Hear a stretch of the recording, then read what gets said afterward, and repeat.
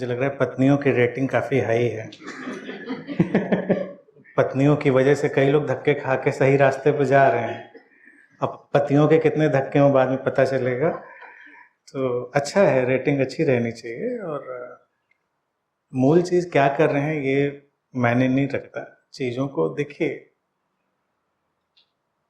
आपकी ज़िंदगी में चीज़ उतर रही है ना तो बस बात काफ़ी हो जाती है। वही चीज़ देखनी होती है। और मेरा हमेशा एक चीज़ देखिए शुरू से कहना रहा और आज भी मेरा यही सबसे कहना है कि ध्यान, अध्यात्म, जितनी बातें होती बड़ी बड़ी, वो ऐसी चीज़ नहीं है कि कहीं पॉकेट में रखी है, छुपी है, दिखती नहीं। दिखती है, दिखती है। शांति दिखती है, प्यार दिखता है। दुनिया में ऐसी कौन सी कीमती चीज़ है जो नहीं दिखती? आपके अंदर अगर वो चीज़ है, आप वहाँ से इधर आएंगे तो दिखता है कि इंसान के अंदर क्या है। इसको रहीमदास जी की बात है ना, उसमें आप ध्यान को भी डाल लीजिए, शांति को भी। खैर, खून, खांसी, खुशी, बैर, प्रीत, मदपान, ये जो चीज़ें हैं ना ये छुपती नहीं है।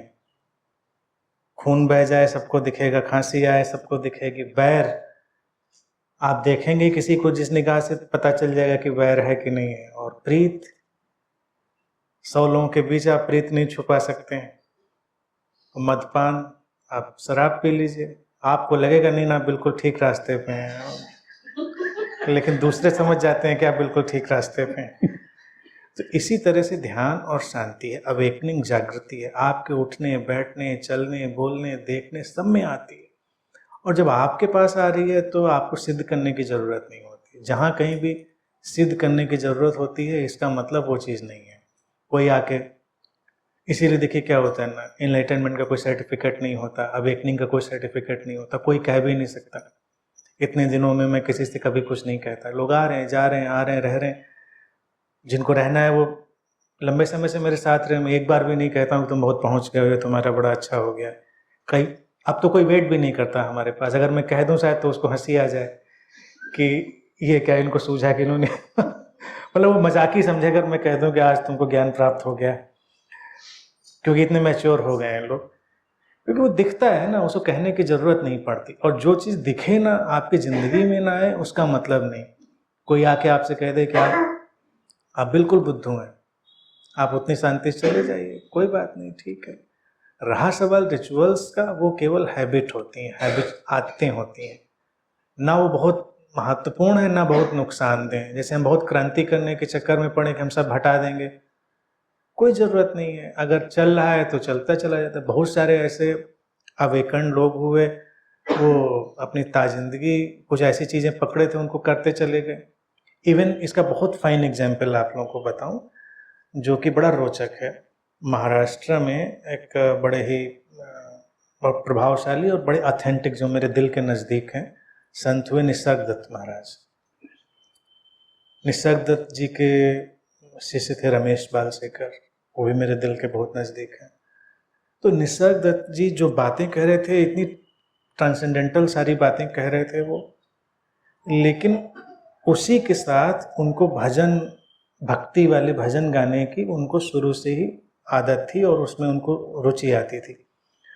तो बीच बीच में उनका वो भी चलता था। उनका अपना जब सत्संग हुआ, लोग आए, उन्होंने अपनी सारी बातें समझाई, और कभी किसी मंदिर में चले गए, वहाँ बैठ के भजन गा रहे हैं, सब कर रहे हैं। तो कोई कॉन्फ्लिक्ट नहीं था। लोग उनसे कभी पूछते भी थे कि आप तो इन सब चीज़ों के अगेंस्ट में बात करते हैं, आप तो इनका विरोधी करते हैं, इन सब चीज़ों का कोई मतलब नहीं। तो कह रहे, हम कब कह रहे हैं मतलब है, अच्छा लगता है भजन गाना, अच्छा लगता है बस। तो कई काम हम बस केवल अच्छे लगने के लिए करते रहते हैं, चलता है। अब अच्छा नहीं अच्छा लगेगा तो आपसे गिरी जाएगी ना चीज़। तो उन चीज़ों को कोई स्ट्रगल नहीं है किसी चीज़ में। मेरे फादर भी इस चीज़ का एग्जाम्पल थे। बिल्कुल ब्राह्मण परिवार में मैं रहा, बड़ा कर्मकांडी, वो भी बहुत, जो आप कह रहे हैं ना, उसी तरह हमारे घर में भी पूरा गीता प्रेस गोरखपुर खुला हुआ था। तो हर किस्म की किताब और खूब कर्मकांड, धुआंधार चलता था हमारे यहाँ। अब ये एग्जिस्टेंस की देखिए ग्रेस होती है कि इतनी उनको इंटेलिजेंस अवेकनिंग एग्जिस्टेंस ने दे रखी थी, मुझसे वो कभी कुछ नहीं कहते थे। क्या करना है क्या नहीं करना है, बैठना चाहिए पूजा में नहीं बैठना चाहिए, उनका अपना कार्यक्रम शुरू हो जाएगा, सब होगा।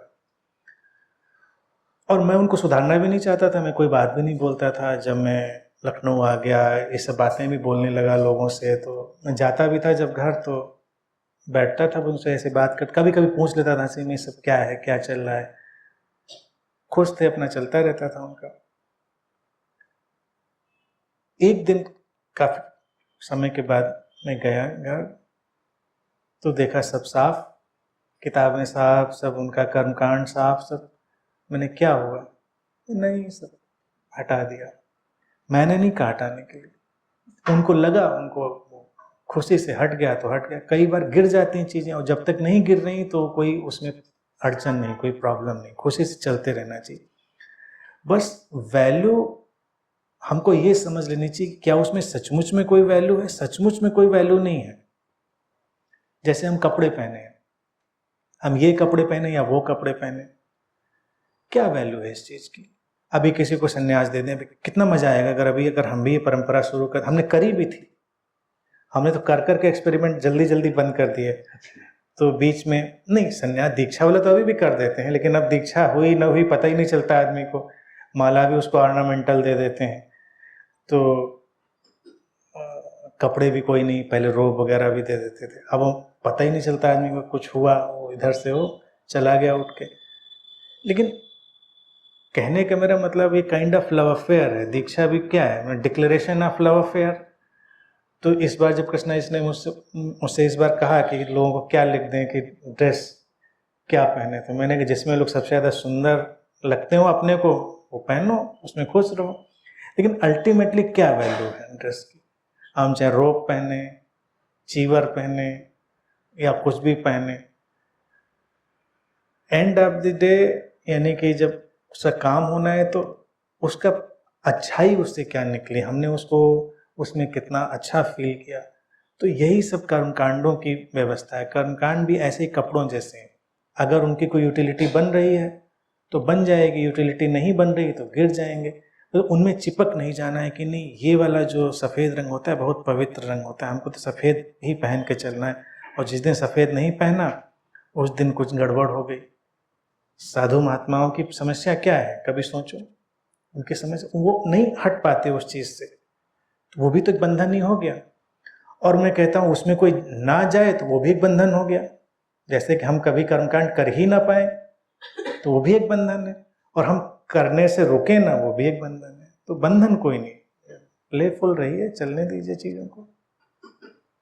लेकिन गुरुजी एक प्रार्थना है और काफ़ी तीव्र इच्छा भी है कि आपके बाद दीक्षा तो हमें दे दो आप। इस सेशन में नहीं, देखिए मेहनत करनी पड़ेगी। हमारे यहाँ किसी की फरमाइश पे कोई काम नहीं करते, फरमाइश नहीं, रिक्वेस्ट। और जब हम डिक्लेयर करेंगे तब आप एफर्ट करके आइएगा, अस्तित्व साथ देगा तो आप उसमें शामिल होंगे। और ये भी तो देखिए, अस्तित्व की इच्छा भी तो देखिए, वो उसमें आपको रखना चाहता है कि नहीं रखना चाहता। ये शिविर डिक्लेयर हुआ, अचानक आपके बानक बने, आप आ गए। कई लोग आते हैं मुझसे कहते हैं अभी दीक्षा दे दीजिए, तो उनका मतलब होता है अभी तो किसी तरह से ले दे के आ गए हैं, इसे हम निपटा दीजिए, अब आगे।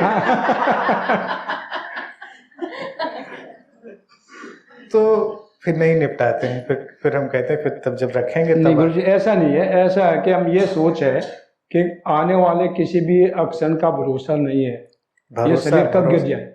हमको भी पता है, ये आपसे ज्यादा हमको पता है, लेकिन एक चीज आप तय समझिए, अगर कोई घटना तय है तो उसके हुए बिना नहीं गिरेगा, और अगर गिर गया तो इसका मतलब तय नहीं थी, तय नहीं थी। लेकिन वर्तमान में इच्छा तो करता ही है कोई भी। इच्छा करनी चाहिए, इच्छा करने में कोई बुराई नहीं है, लेकिन इच्छा की सार्थकता और उसका वजन वो पूरी होगी, आप मानिए, अगर अस्तित्व चाहता होगा। अब कोविड की सुनामी आई, जो बच गए, मतलब यही कहेंगे, जो बच गए, निपटने तो कोई भी निपट सकता था, तो इसका मतलब उनको रहना था, तो रह गए। तो ये मत सोचिए, दीक्षा का साल में एक ही बार आयोजन करते हैं, तो एक बार कब करेंगे पता नहीं। अभी तो हमने डेट तय कर दी थी, लेकिन इस बार हमने सोचा कि अब डेट भी नहीं तय करेंगे, अब जब कभी हमको लगेगा तभी हम डिक्लेयर करेंगे। ऐसे तो 30 दिसंबर को हमने डेट फिक्स करी हुई थी, लेकिन अब वो हटा दिया, 30 दिसंबर नहीं रखी, अब देखते हैं कब करते हैं। ठीक है।